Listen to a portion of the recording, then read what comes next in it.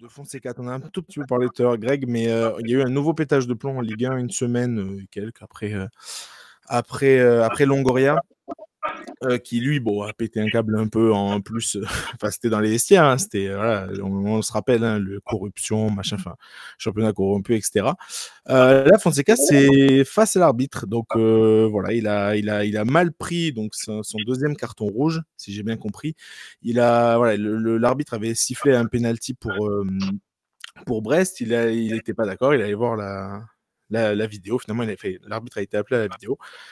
Et au retour, même avant de pouvoir annoncer du coup cette décision, il y a Fonseca qui déboule sur lui. Et voilà, il y a un tête-à-tête. Franchement, l'image elle est forte pour le coup, elle est vraiment vraiment forte. Donc on va en parler rapidement. Après, je veux surtout vous demander un petit peu. En fait, je pense que de ça, je vais donner la parole d'abord juste à Greg puisque tu l'avais sélectionné dans tes flops, mais c'est n'importe quoi ce qu'il a fait. Enfin, ce qu'il a pété un câble, mais il n'y a pas beaucoup plus à dire pour le coup. C'est juste que voilà, il a pété un plomb. Bah ouais, non, mais clairement, il a pété un plomb. Oui, bah c'est inadmissible. Moi, je suis lyonnais, j'aime bien Fonseca, pas de souci, mais sur le coup, voilà, il est fautif à 100%. L'arbitre a eu une réaction incroyable, hyper stoïque, il restait de marbre.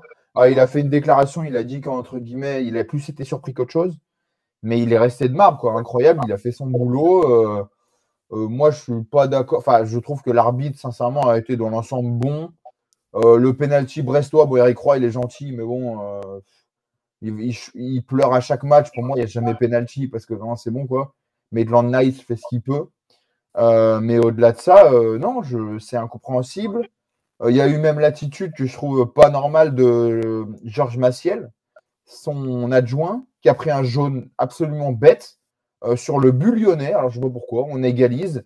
Et puis, Maciel n'était pas content. Il prend un jaune et il retourne dans les tribunes. Ça aussi, je trouve ça un peu bête. Donc, ça montre peut-être que le staff lyonnais, le staff portugais de l'OL, était peut-être, je sais pas, sous pression dans ce match. Voilà, parce que Fonseca, c'est pareil. C'est une action. L'arbitre dit pas qu'il y a pénalty forcément. Il attend de voir. Voilà, quoi. À la limite, que Fonseca fasse ça et penalty pour Brest marque, ils égalisent à la fin du match. Bon, à la limite, ce serait pas compris, mais entre guillemets, tu te dis, bon, il y a une raison, mais là, au final, l'arbitre a fait son job. Et voilà. Et puis surtout, Fonseca risque gros, quoi.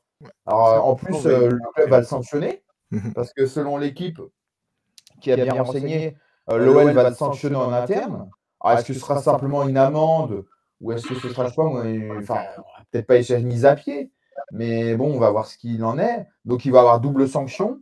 Enfin, c'est dommage, quoi. Ça pénalise l'équipe.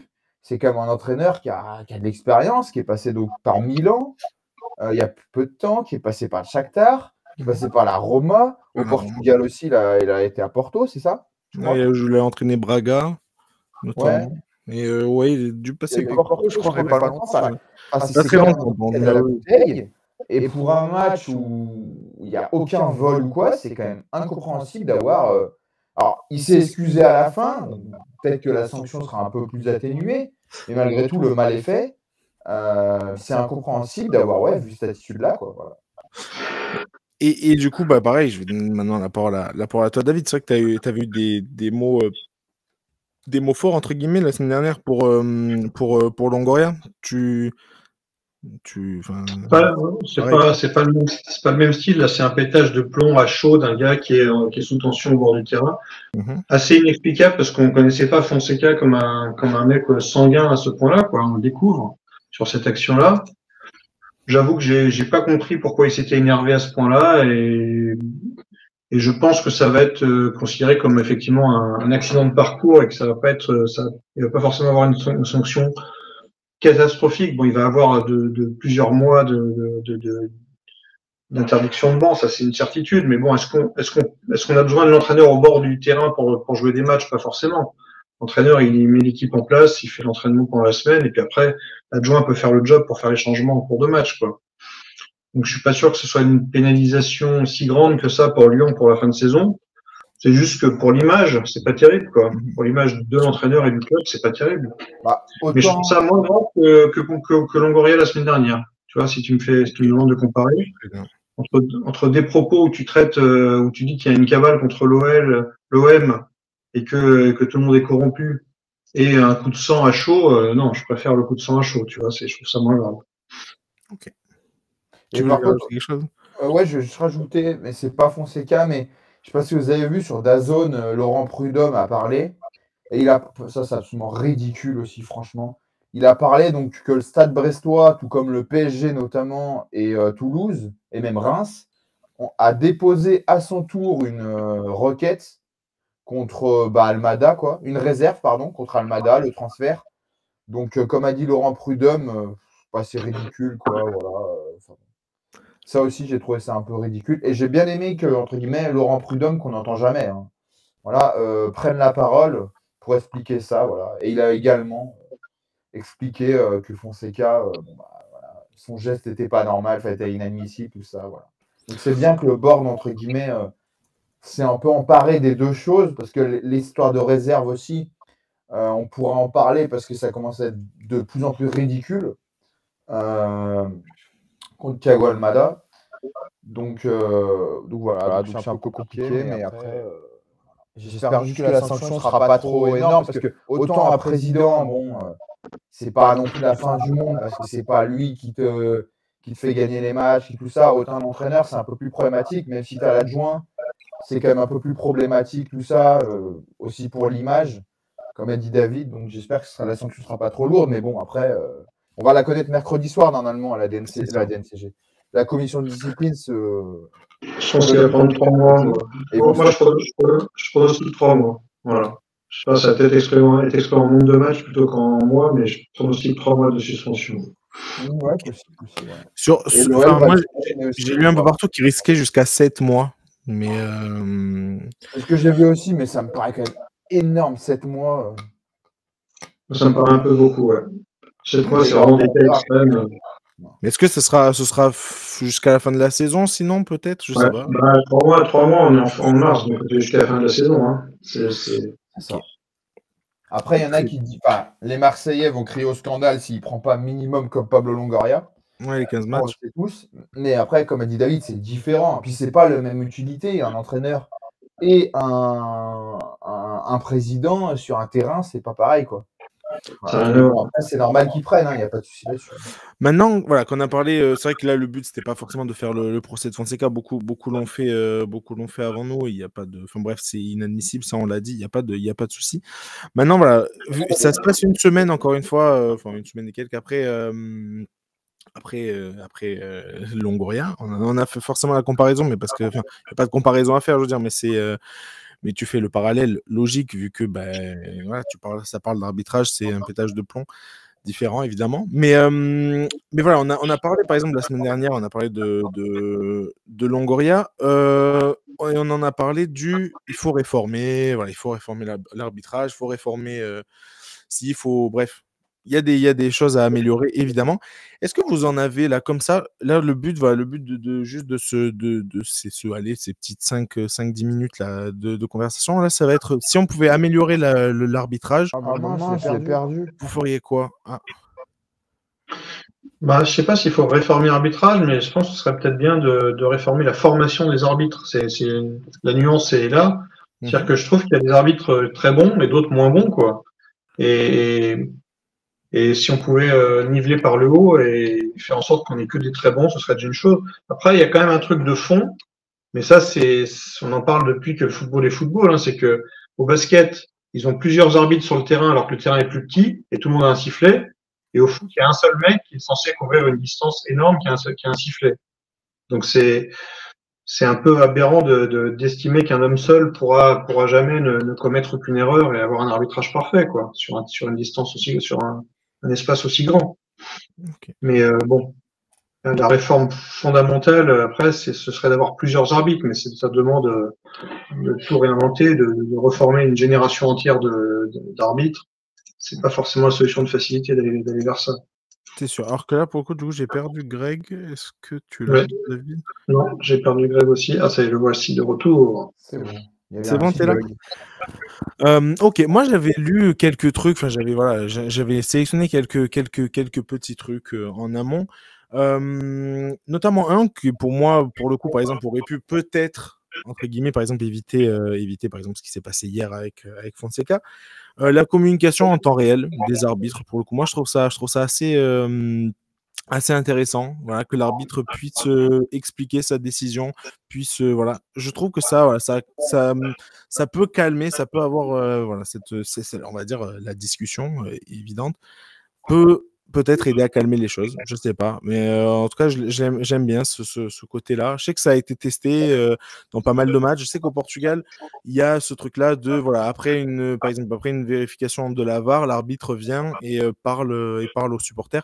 Je sais pas si c'est, bref, s'il y a beaucoup d'endroits où c'est comme ça, je sais même pas. Au Portugal, c'est tous les matchs parce qu'il y a des matchs où je l'ai vu, il y a des matchs où je l'ai pas vu. Donc bref, est-ce que ça dépend aussi de la sonorisation des stades et tout? C'est possible, mais en tout cas, bref, il y a des matchs où je l'ai vu. Qu'est-ce qu'il y avait d'autre? Après, voilà, j'avais lu aussi, par exemple, des trucs pour réformer le jeu, les règles, les nouvelles règles d'hors-jeu, etc. Bon, ça, je suis pas spécialement d'accord. Je suis pas sûr que ça, bref, que ça change vraiment grand-chose avec l'image des arbitres. Le côté là où tu l'as dit, David, ça pareil, on en parle depuis très longtemps, mais c'est comment dire, la sensibilisation des acteurs du foot, que ce soit en fait, à partir de très jeunes, quoi, éducateurs, de joueurs, les entraîneurs, etc. Bref, qu'ils soient un peu sensibilisés en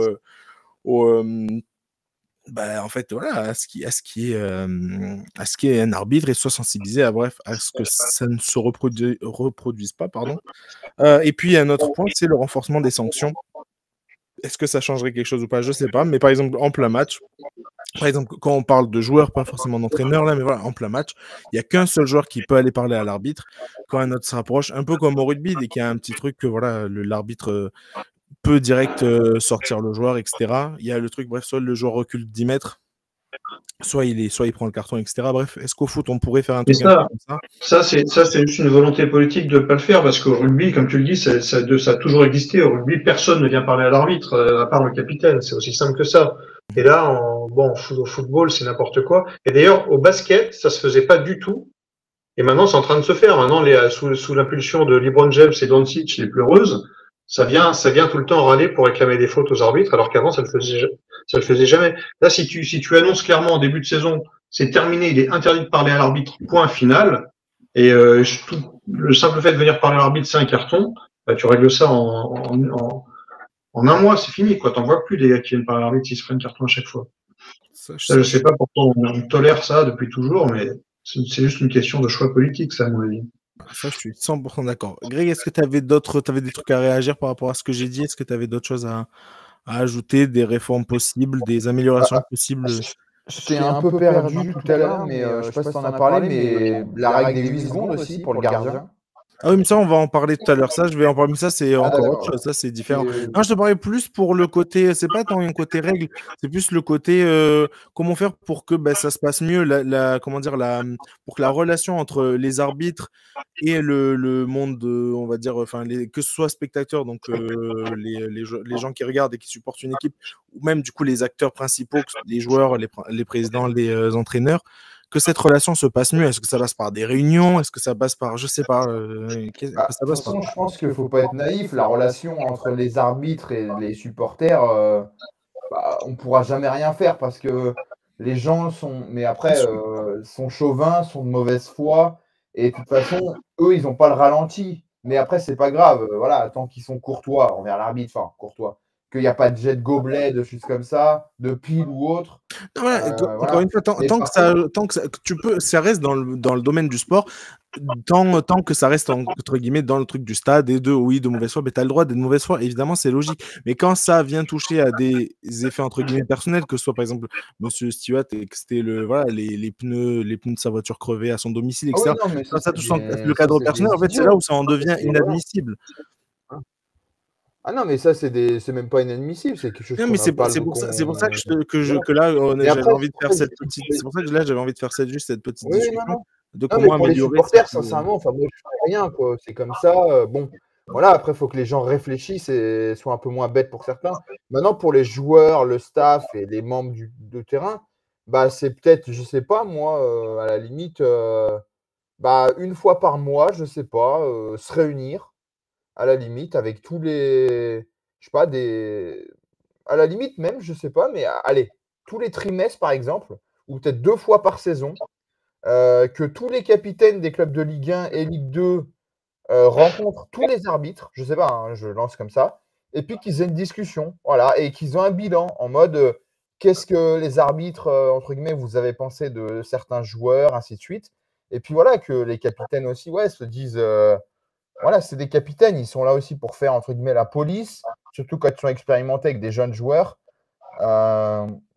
Donc, je sais pas, à la limite, un bilan, de toute façon, il faut de la communication pour régler les choses. C'est comme partout, hein, il faut de la communication. Dans une entreprise, il y a un problème, il faut communiquer. Dans un couple, c'est pareil. Enfin, c'est partout pareil. Donc, il faut de la communication, donc peut-être plus parler. Puis après, bah, que les joueurs, que les entraîneurs soient peut-être un peu plus, ouais, un peu moins, on va dire, un peu moins pénibles, un peu plus respectueux aussi. Parce que je pense pas que c'est des mauvais gars, quoi. Voilà, dans la vraie vie. Donc voilà, mais je sais pas. Après, la En fait, communication. sur ce thème-là, ça me fait penser un peu à la relation entre un professeur et c'est une classe d'élèves. Le professeur, en début de saison, en début Ouais, d'année, clairement. il est dur, et puis après il se fait respecter, non pas par la crainte qu'il inspire, mais par son talent de professeur, en fait. Et on a tous eu des professeurs qu'on respectait pas et d'autres qu'on aimait beaucoup. Et ce respect, tu le gagnes par ton talent de professeur. Et je pense que on devrait peut-être plus chercher à avoir les meilleurs arbitres possibles et même à les valoriser, à faire le trophée de l'arbitre de la semaine, etc., Ça, je suis 100% plutôt qu'à punir toujours plus sévèrement les gens qui se rebellent contre l'arbitrage. Parce que je pense que l'origine de la rébellion, c'est souvent une erreur d'arbitrage à l'origine. Et donc, il faudrait déjà commencer par faire en sorte qu'il y ait moins d'erreurs d'arbitrage. C'est peut-être un vœu pieux, mais je pense que et peut-être penser aussi à la génération suivante et faire en sorte qu'il y ait plus de joueurs qui deviennent arbitres, par exemple, qui sentent le jeu, qui aient cette fameuse sensibilité de pas forcément foutre ce deuxième jaune dans tel moment du match, etc. Tout cet aspect psychologique qu'on dénonce souvent et qui est souvent à l'origine des plus gros fights, quoi. Là où tu as raison, et le débat il peut durer de toute façon 1000 ans, et là où c'est compliqué, enfin vous avez raison d'ailleurs, parce qu'on l'avait dit, les deux, où c'est compliqué, c'est que c'est presque culturel en fait qu'un arbitre, il est pas, enfin un arbitre n'est pas, je veux dire, c'est pas un métier où tu te dis, enfin un métier, donc une position où tu te dis, bah voilà, enfin comment dire, c'est pas assez mis en avant comme quelque chose de respectable, la position d'arbitre, parce que voilà, depuis que moi j'ai joué au foot quand j'avais à partir de 10 ans, etc. Et même là, tu as des chants horribles en fait contre les arbitres. Rien que là, j'étais en U10 dans un endroit, où il y a 1000 habitants, et même là, je veux dire, au fin fond de la campagne française, tu as des chants horribles envers les arbitres. Et en fait, ça commence de là, quoi. Ça commence de là, pas une haine non plus, mais un côté, voilà, un arbitre, bah sinon, oui, ça va, bon, t'as le droit de l'insulter, c'est pas grave et tout. Et je pense que en fait, c'est presque culturel, enfin pas vraiment culturel, mais c'est tellement ancré dans les esprits que c'est quelque chose de dur à gommer. Ça Mais commence de là parce que c'est aussi la faute aux professionnels. Parce que c'est eux qui. Alors, ok, tu en auras toujours, mais c'est eux qui te montrent l'exemple. C'est pour ça que quand on dit par exemple Fonseca, bien sûr que il s'est excusé. Il n'y a pas mort d'homme, je veux dire. C'est très grave, c'est inadmissible. Mais c'est surtout qu'il montre une image qui est absolument déplorable aux jeunes coachs, des amateurs, des choses comme ça. Et pareil pour Longoria, pareil pour plein de joueurs, tout simplement. C'est en ça, en fait, que c'est vraiment très grave. C'est que ces gens-là, ils ont, comme on l'a dit la dernière fois, sur notre canapé, on peut faire ce qu'on veut. On peut, bah, au pire, si on veut jeter des chips sur la télé, on jette des chips sur la télé. Ok, mais on ne doit pas montrer d'image, montrer d'exemple. Mais là, il y a des millions de personnes qui regardent. En plus, avec les réseaux sociaux, maintenant, tu vois que ça, c'est diffusé à mort. Donc, c'est pour ça, en fait, qu'aujourd'hui, les footballeurs professionnels, et d'ailleurs, il y a des primes d'éthique, hein, je crois, qui existent toujours, et ben, ils doivent montrer l'exemple. Alors, ok, il y a des arbitres qui sont un peu, des fois, pénibles aussi. Hein. Clément Turpin, c'est pas la première fois qu'on entend que c'est très compliqué avec lui parce qu'il se croit un peu comme voilà, le chef de la récré, on va dire. et c'est très compliqué d'aller lui parler, même des fois avec ses assistants vidéo. Donc, il faut aussi qu'il fasse des efforts de son côté.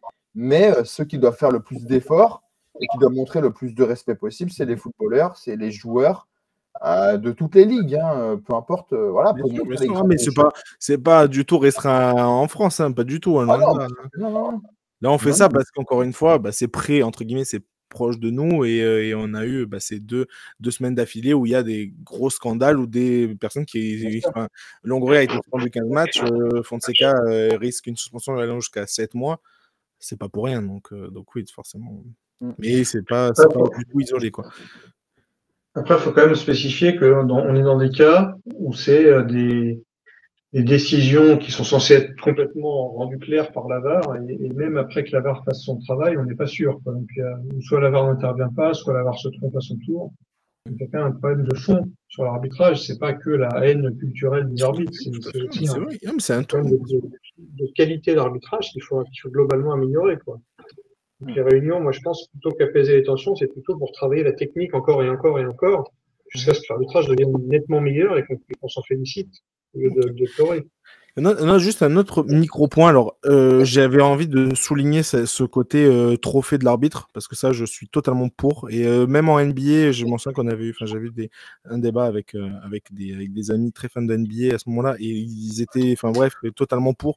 Et c'est vrai qu'avoir un trophée de meilleur arbitre, peu importe le sport, c'est un acteur du jeu. Donc, tu récompenses des joueurs, tu devrais aussi récompenser les arbitres, tu récompenses les entraîneurs, tu récompenses en NBA, tu récompenses tout, hein, tu récompenses le meilleur GM de l'année, tu récompenses le meilleur coach, tu récompenses même le meilleur rookie, etc. Pourquoi tu récompenses pas le meilleur arbitre?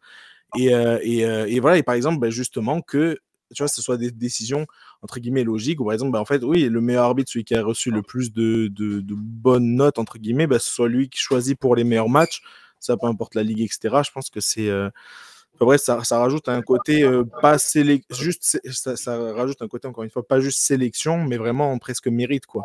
Bref, voilà. Et après, j'avais un autre point. Il peut y avoir une vision positive aussi de l'arbitrage, parce qu'il y a des arbitres qui laissent jouer, par exemple, qui ont la culture de laisser jouer dans le bon timing, et de laisser passer une petite faute dans l'esprit du jeu. Et ça, il faudrait qu'on le valorise. Autant qu'on critique les erreurs, il faudrait qu'on puisse valoriser ces bonnes décisions qui sont dans le sens du spectacle et dans le sens de l'esprit du jeu.